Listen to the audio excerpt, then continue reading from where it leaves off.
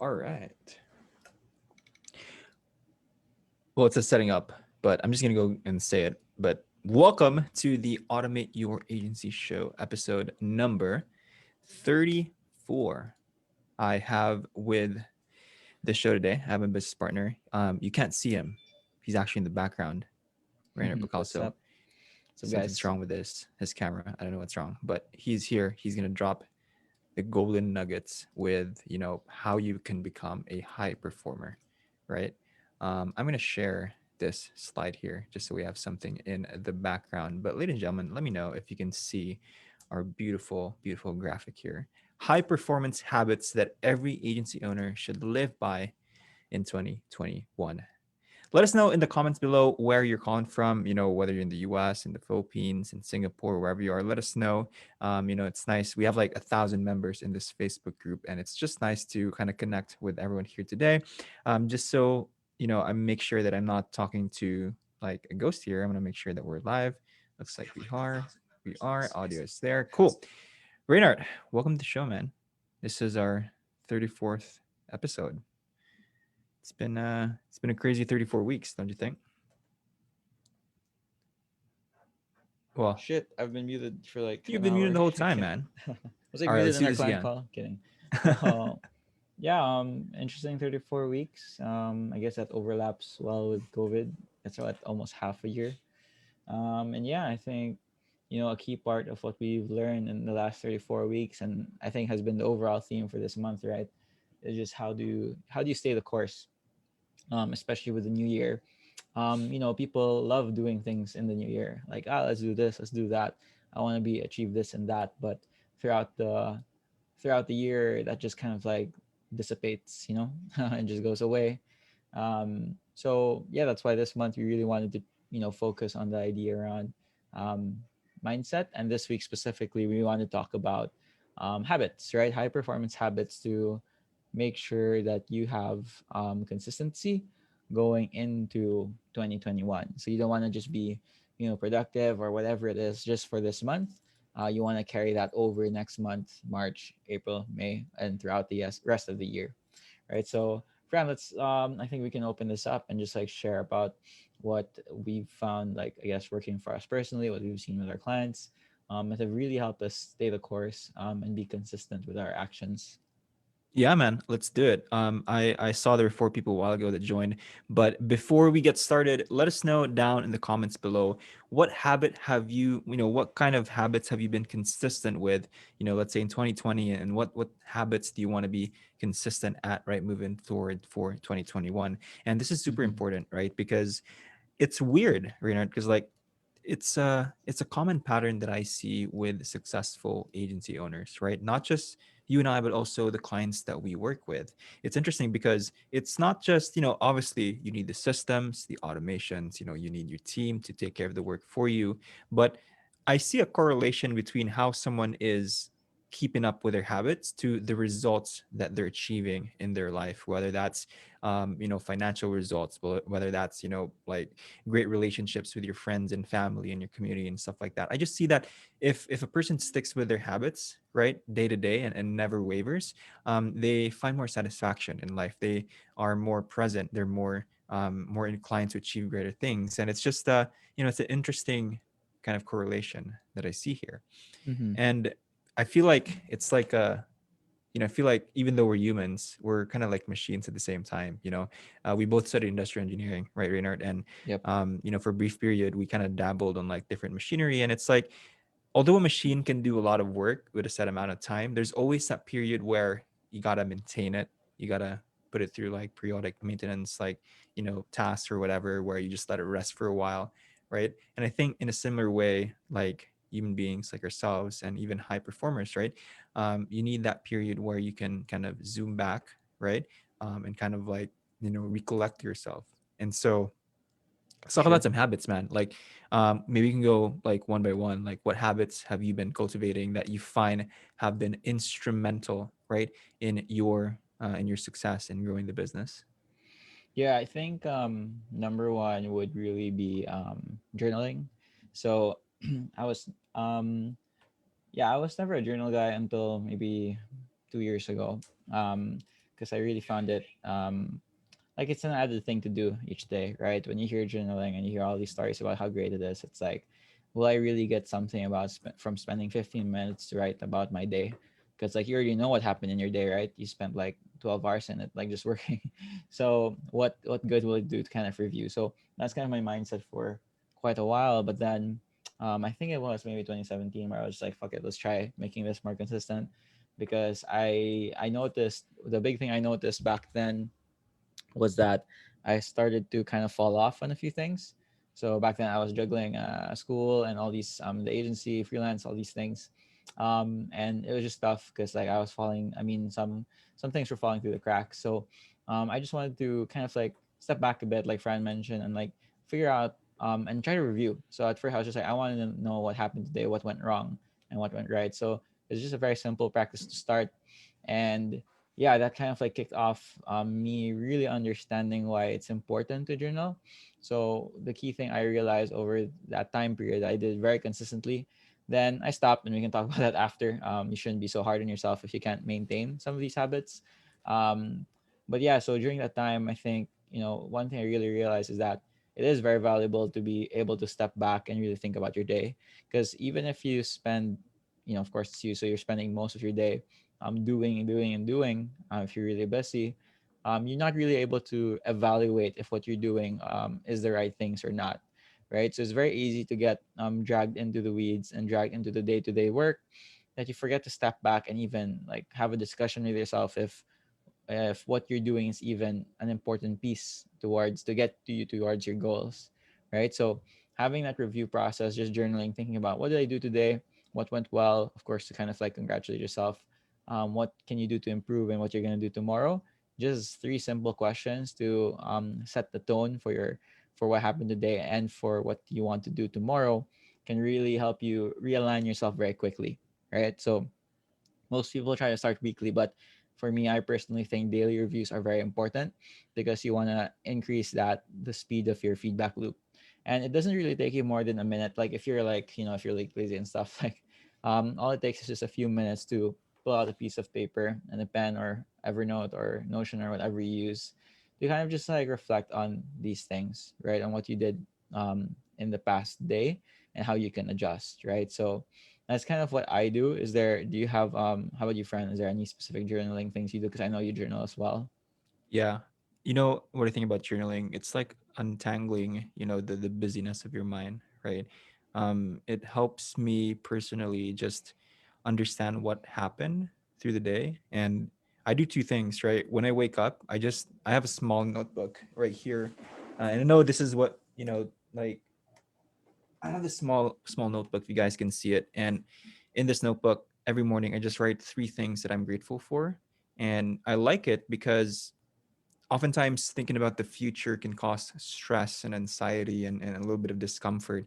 And just writing down, the act of writing down three things that I'm grateful for, it helps me stay grounded, right? And towards the evening, as I wrap up my day, similar to what Raynard does, I just think about what I did today, what I can improve on, what I want to do tomorrow, and just really helps untangle my mind. And sometimes, well, oftentimes the difficult moments in my life or any challenges that we face in the business, I stop everything. I get a piece of paper and just write down the problem and write down solutions, right? And I feel like that's still a form of journaling, um, because it's weird. I don't know if you notice it, Rainer, but like solutions tend to come up when you write about it, right? Mm-hmm. Like, why do you think that is? Like, like it just pops out, right? Yeah, I have no idea. Yeah. But I think it's really the separation of doing and thinking that does it. Because as much as you think you're thinking when you're doing all the tasks day to day, you're not. You're just you become a machine, just like doing the work and like figuring things out. Maybe you're doing some research, you're opening up Google to figure out a specific piece of the puzzle. Um, but what actually is happening is you're just executing. You're not really thinking, right? So I think when you pull out a piece of paper and you just start writing about what you did, what you're going through, I think that's an act of thinking that really allows you to kind of step back and again look at the bigger picture, not really worry about what to do next, but worry about what to do in what am I doing today that can affect my future, and like how can that affect the future, right? So I think writing it out it's just a good way to kind of, like you said, declutter your mind and just like get into the mode of thinking, so you can really assess your actions and not just take it for granted and just take just act and act and act, right? You have some time to kind of step back and think. So I think that's why that writing works out pretty well for most people. Yeah. Let's talk about something else. So that was journaling, ladies and gentlemen. That's a high performance habit that both me and Rainer implement, and I see are successful. Clients that are successful in what they do. And by the way, success is defined by you, right? It's not defined by society. It's not defined by someone else. Success has to be defined by you. And I feel like those that are successful in their own right, they journal, right? They journal about what happened, what they think about, and all that. Now, let's move on to something else. I feel like sleep is such a big productivity booster, and it's counterintuitive because like most people think that productivity comes with your waking hours, right? But I know Mm-hmm. Reynard, he can survive with little to no amount of sleep, but I feel like you've changed that recently. um Mm-hmm. but for Yeah. me, I just find that if I get like 8 hours or 8.5 hours is my sweet spot, I can just crush the day. Like today, yesterday, and the week before, like I've been consistent at that, and it's just life is so good for some reason. um but how about yourself, man? Like I know there was a time you were like, it was crazy, I didn't really agree with you, but like, has that changed for you? Or Yeah, I think it's been better since I didn't have to, like, back then the client calls for like 1 a.m. and things like that. So I had to adjust, and personally I find it easier to wake up early than stay up late. That's more draining for me. So once we got to adjust some timelines with some clients, I don't take most client calls anymore. Um, but yeah, like we now that we don't have to do that, I basically set my day to start at around 5 a.m. for me, because I like starting it early. Just getting in front, like just getting things done before anyone else kind of gets online, and also because of the overlap with the U.S. time zone, things like that. Because I'm currently based in the Philippines, so right now I get probably 6 hours of sleep, 5, 6. I got just 5 a while ago, um, and I think it's also finding a balance for you personally. Although I do think sleep is super important. So for me, I get up this early, but then I take like I think a nap for like 1 to 2 hours in the morning. I kind of make up for it, and I think, and we can, I think another good habit is just like self awareness, which comes from journaling as well. It's really understanding your body and not fighting it. So sleep is one of those things that you really need to find your sweet spot. France at 8.5, mine is at, I have no idea. Like as long as I get to um, sleep, I should be a certain amount of hours. I think right now for me it's like if I can get 5 hours in the morning, I should be fine for a few hours, and then my energy starts dipping, and then that's when I have to kind of like take a nap. So I've structured my day around that, because and made sure that I'm aware of that so I don't fight it, right? So that's kind of like what I've found on work for me. That kind of schedule. So I still get kind of like 7, 8 hours yeah, if you if think you about add it. it. Yeah. Yeah. And here's Mm-hmm. the thing, ladies and gentlemen, right? And I learned this from a mentor, this is from Taylor Welch, but when mindset and biology fight, your biology always wins. And what I mean by that is you can have all the willpower in the world, but try going through a day with an hour or 2 or 3 hours of sleep, right? You might be able to do it. You could, but in the long run, just not worth it, right? And life after sleeping of whatever amount of hours you need, right? It's different for everyone. I know people that can survive with 5 6 hours a day, like they feel like it's great. And I know people that they need 8 hours, like myself, right? You got to find that right balance for you. But really sticking to that, right? Waking up at the same time and sleeping at the same time, because scientifically, we all have our circadian rhythm, right? And if you find that, if you have the same time that you sleep and the same time that you wake up, your body adjusts to that. And you might need lesser kind of hours of sleep just because your body knows when to go to deep sleep mode and REM and all that good stuff. And you can research this, but what's important is you got to sleep, right? Sleep will help you get more done out of each day. It is a myth that you need to be awake like 18 hours a day, right? If you're awake for 18 hours a day but you feel like a zombie, right? You're much better off sleeping and getting that energy back up and doing more in lesser time, right? So that's it with sleep. Let us know how many hours of sleep do you get each day. Let us know down in the comments below. And if it's not enough, how much do you feel like you should be getting. So we got sleep, we got Sure. journaling. What else, man? Um, I would say I would say that, tied to that whole thing about, just self awareness, I think journaling helps with that, really. I guess it's not really a habit, but it's just a mindset that you have to kind of keep having. So technically, it's a habit of just being self aware of what you can and can't do. And what I alluded to earlier is that you shouldn't be too hard on yourself if you don't get to do something. Right? For example, you want to sleep like 8 hours and something, you only get six, and you're like, um, I guess that depends on most people, but for most people, I see that if you're too hard on yourself, you kind of like demotivate yourself out of the picture, right? And you just like sulk for like more time than you need to, right? So what I like to advise people on our team is just like if something happens and you get taken out of flow, you're not able to achieve a goal. Of course, you're gonna have to take a hard look at it and see how you're gonna improve, but don't like kill yourself for it, because you have to be self-aware of your limits to be able to work around them. Right? If you keep just reject example, if I kept rejecting the idea that I need to nap in the morning, example, if I only get 5 hours of sleep like today, I only got 5 hours of sleep, then did all these calls, then usually around 10 a.m. I know I'm gonna get sleepy and all that. If I try to work through that, um, I know for a fact that I'm screwed for the rest of the day because my efficiency is like half.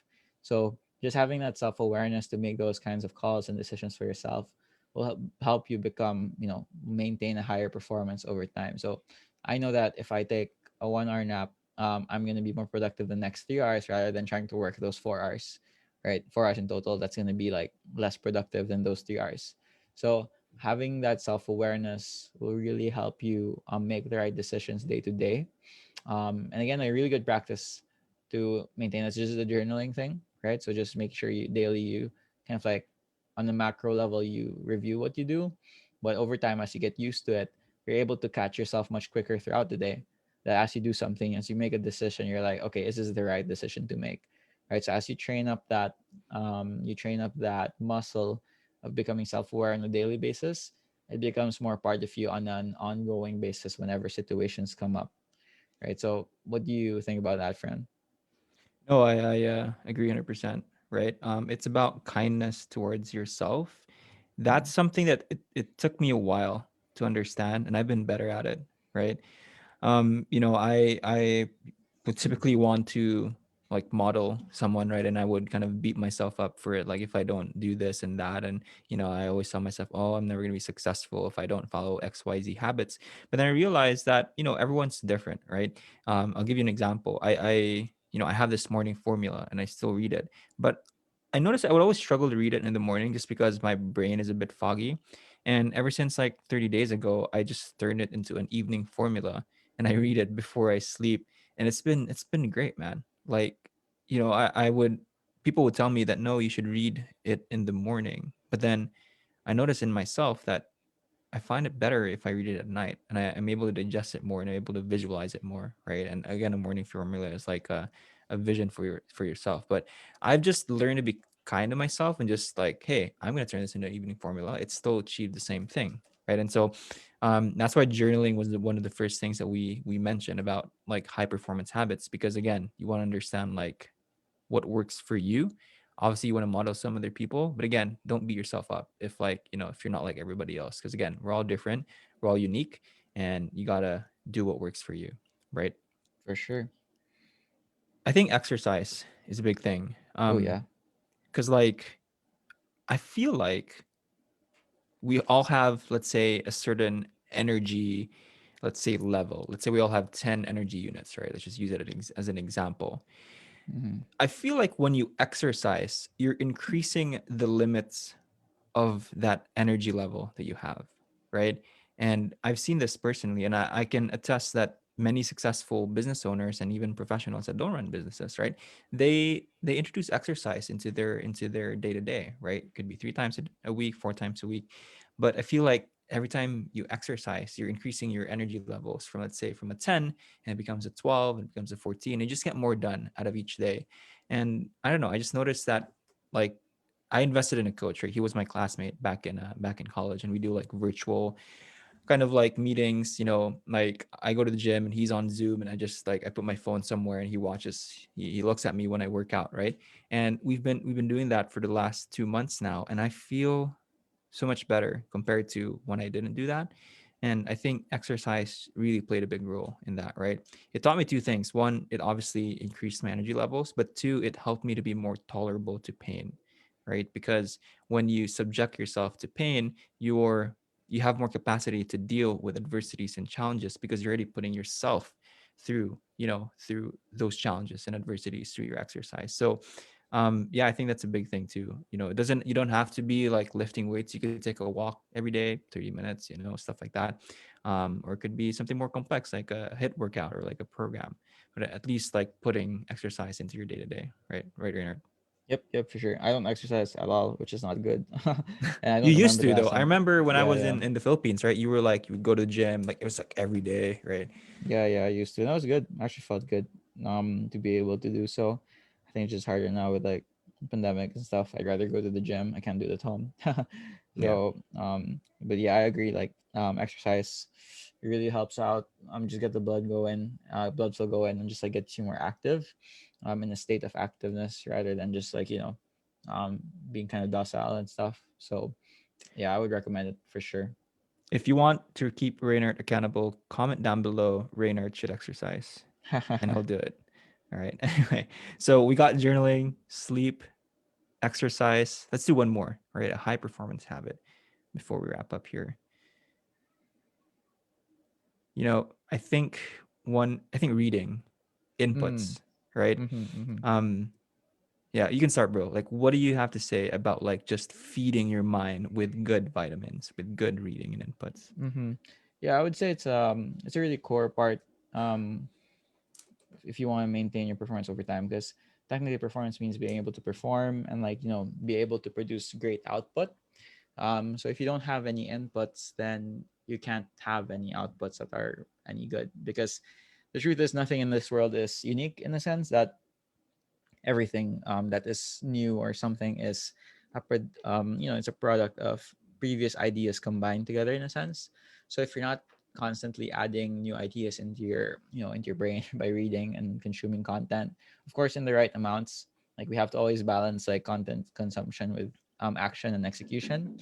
But you definitely need to make the time to step back and read, consume ideas, consume strategy, so that you can be well informed when you get to start thinking, right? So this ties together with that journaling part and the self awareness, that if you want to be able to step back and think, then you're gonna have to have the right inputs to make that thinking quality, right? So, what do you have any recommendations, Fran, like in terms of like how you know what kind of books to read, or like what kind of content, when to read them, best practices maybe, or how Yeah. you do it? So, I mean, I can tell you guys what I do because it's different this year compared to the next. One thing that I've done that I'm currently doing right now is going back to the original source and going deep into an author's collection. And here's what I mean. Before 2021, what I would do is I would find an interesting book from one author, I would take it, I would read it, and then I'd find a different author, I would read it, and I would just do that. That was my pattern, right? I learned from Ryan Holiday. He's an author. He runs the Daily Stoic. That it's actually a form of mentorship if you pick an author and read almost everything that they've created. So if you do that, it's like you're being in the same room with them, right? And if possible, if you can go to the original source, and this alludes to what Reynard said about there's no unique ideas out there. It's just an idea that you kind of like recreated, right? Something you said, Reynard.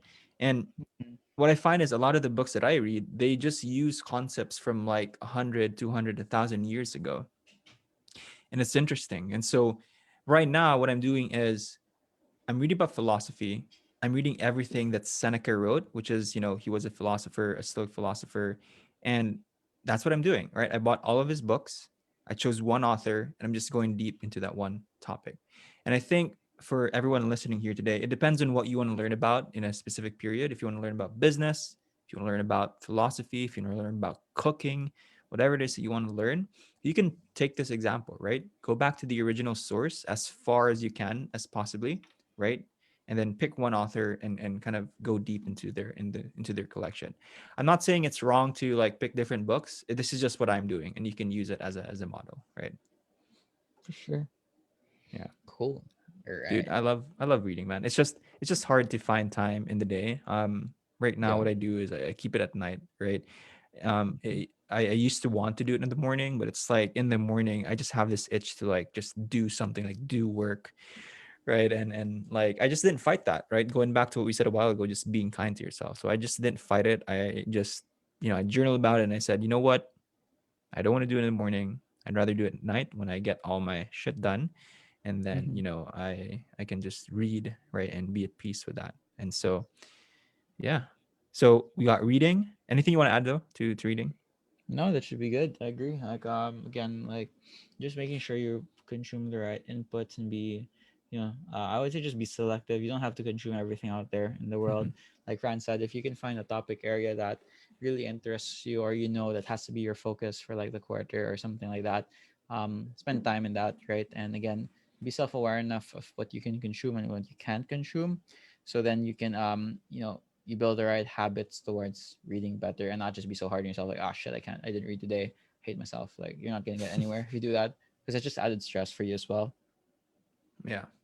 Your Mm-hmm. habits should be in service of you, right? Yep. And yeah. So quick recap here: journaling, sleep, exercise, and reading. No fancy tools here. No hack. You don't have to pay $1,000 to learn what you just learned today. Very simple stuff. And I promise you, if you implement these four things, right? Journaling helps you gain clarity. Sleep and exercise, it helps you generate energy. And reading, it helps you think the right way, right? By learning from other people, and it just provides your brain with that, it's like good vitamins for your brain. And if you put these four things together, right, you have all the foundational pillars that will help you achieve everything else, right? Whether it's a sales goal that you want to achieve, whether it's, you know, um, building better relationships with your friends and family, or like building a Facebook group, whatever it is that you want to achieve, have these four pillars, right? Implement them, be consistent with them, but always remember that doesn't have to be perfect, right? Just have to be kind with yourself and understand that, you might have some off days, but what's important is how you bounce back after that. So I think that's it, man. Any last words? Nope, should be good. Good way to wrap it up. Awesome. All right. So thanks for hopping on episode number 34. We will be archiving this in the unit section of this Facebook group. Just go ahead and search for the unit section. You'll see all our previous shows. It's insane the amount of value that you can get from this group, from systems, from automations, from how to hire your first team member, to how to build a successful remote team, SOPs, everything. Zapier automations, it's there in the units section. All you have to do is take advantage of it, consume the content, interact with the people in this group. And I swear, like if you just do that, you'll be light years ahead of everyone else in the agency space. So once again, thanks for joining us here. We'll see you guys next week. Bye. See you guys.